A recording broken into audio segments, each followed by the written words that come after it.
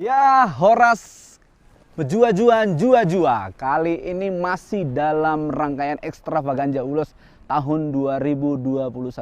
Saya Harmoko Sinaga kali ini akan berbicara dan ngobrol banyak tentang ulos kesehariannya, motifnya, bahkan kekuatan dari ulos tersendiri dari kawasan Danau Toba. Bersama saya hari ini sudah ada Ibu Rita Tambunan, MSI, dosen dari Sosial Antropologi FISIP Universitas Sumatera Utara. Benar Ibu ya? Dan saya juga akan bersama-sama dengan Ibu Heni Sagala dari Penunun Ulos yang ada di Lumban Suisui, Kecamatan Panguran, Kabupaten Samosir. Kita akan ngobrol banyak dan saya akan banyak mengupas tentang bagaimana kekuatan dari ulos ini, bagaimana cerita dari ulos ini dari orang-orang yang sangat kompeten di dalam hal ulos tersebut. Horas Ibu, bagaimana kabarnya? Horas, Pak Harmoko Sinaga. Ini tadi dari Medan langsung ya Bu ya? Kemarin kita dari Medan sore sampai di sini naik kapal Ihan Batak untuk acara ini khusus. Oke, bagaimana tanggapannya tentang Danau Toba ini Bu? Danau Toba luar biasa. Orang Batak yang hidup di sekitar Danau Toba beruntung diberikan anugerah ini. Ya, keindahan Danau Toba dan kehangatan yang luar biasa yang bisa kita dapatkan dari Danau Toba. Oke, pemirsa pecinta wisata Danau Toba, kekuatan yang paling luar biasa juga dari kawasan Danau Toba ini adalah salah satu budaya yang merupakan seni tertinggi juga, yaitu ulos. Kita akan banyak berbicara. Saya yang pertama bersama dengan Ibu Heni selaku pelaku langsung di lapangan penenun ulos gitu ya. Di sana ada berapa orang penenun Bu? Kalau di desa Lumban Suisui itu rata-rata ibu-ibunya sudah penenun. Apalagi sekarang kan Lumban situ sudah dikenal dengan nama yang sudah dinikah sama Pak Jokowi, Desa Kampung Tenun gitu. Jadi rata-rata pokoknya kalau kita datang ke Lumban Suisui pasti akan bertemu ibu-ibu penenun. Nah, kalau Ibu Heni sendiri udah berapa lama menenun ulos? Kalau bertenun karena opung saya, mama saya penenun, jadi dari kecil saya sudah kenal yang namanya tenunan ini. Gitu. Cuma fokus bertenun itu dari tahun 2018 setelah saya pulang dari Jakarta. Yang ngajari sendiri? Saya belajar sendiri. Oh begitu, bisa belajar sendiri Bu? Bisa, karena kita sudah sering melihat di lingkungan kita itu kan rata-rata penenun. Jadi kita melihat, kita mencintai, otomatis akan cepat dapat. Oh begitu. Nah, sebenarnya ada nggak ya? Ritual atau tata cara atau mungkin sesuatu yang harus dilakukan sebelum bertenun gitu? Masih ada nggak seperti itu ya? Tidak ada sih, tidak ada. Cuma ketika kita dapat pesanan misalnya, pesan yang ada yang misalnya ada minta yang tohonan, itu baru kita kan tanya secara detail ke pemesan karena namanya tohonan itu kan nggak main-main gitu. Jadi kita tanya ulos yang seperti apa yang mereka minta, motifnya seperti apa, dipakai mau buat apa. Nah kalau seperti itu berarti kita harus lebih hati-hati. Istilahnya tuh ada ritual-ritual hanya untuk didoakan aja gitu aja, direstui biar kita gampang pengerjaannya. Karena yang namanya bertenun itu saya pribadi nih udah ngalamin yang sudah mengerjakan pesanan-pesanan berbagai macam orang. Bisa saya tahu dari tenunan saya itu nanti karakternya seperti apa. Kalau memang karakternya agak-agak susah gitu, pasti saya ketika bertenun akan ada kendala juga. Itu bisa ada kecingnya seperti itu ada. Jadi kita tahu, oh ini orangnya begini nih gitu. Itu bisa kita tahu tuh dari tenunannya gitu. Berarti kalau orangnya agak sangar, agak jugul datang. Iya ketahuan, itu pasti ketahuan pas kita bertenun tuh ketahuan. Ada cerita pasti di dalam tuh. Itu nggak dibuat-buat gitu. Oh gitu. Ya, Jadi kalau Ibu ini motif yang paling sering dibuat itu? Kalau saya motif apapun bisa gitu. Kebetulan ini yang saya pakai ini kan mangiring. Ini dari pewarna alam. Lagi hits ya? Lagi hits ini. Cuma yang saya pakai ini masih alam dari pohon secang ya. Sebenarnya di kita ini Ada juga dari Samosir, makanya saya punya komunitas tuh, komunitas pewarna alami.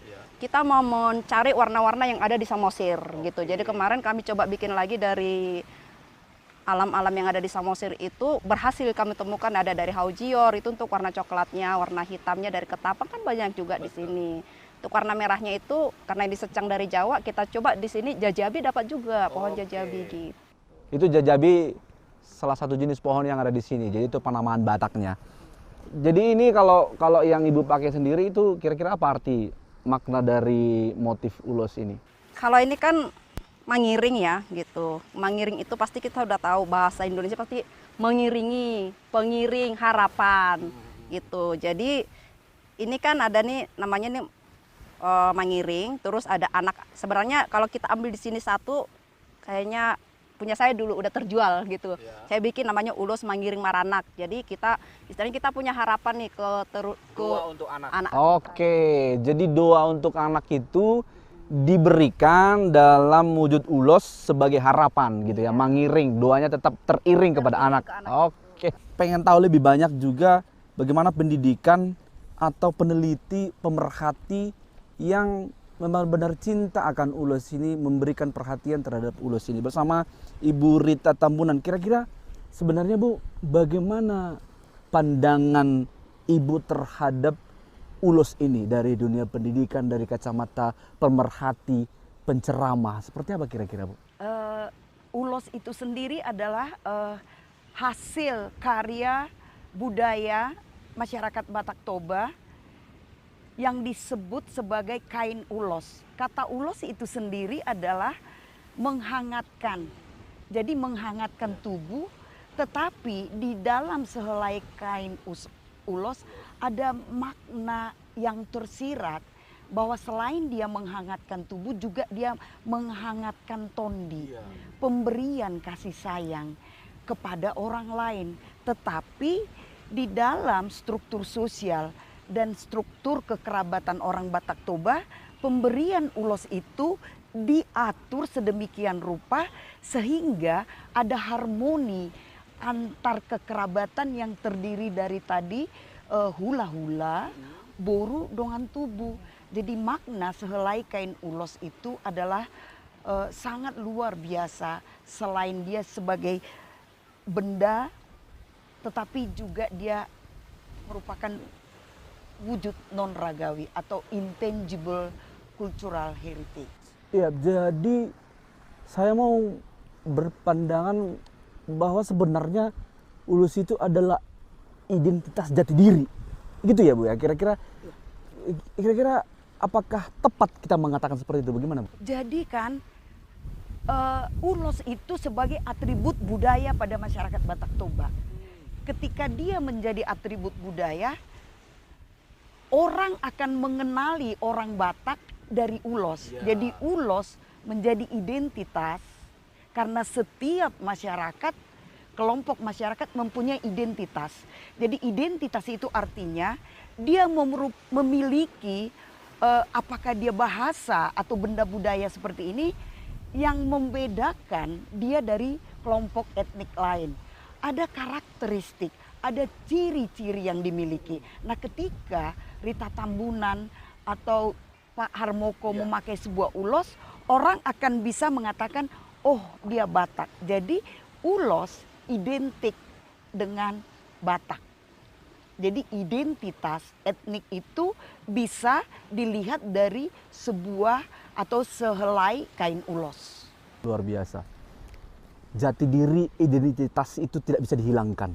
Itu ya, lebih ke situ. Artinya memang kekuatan ulos itu adalah memang ciriku, identitas diriku. Artinya kalau aku melepaskannya memang aku menghilangkan jati diriku, seperti itu.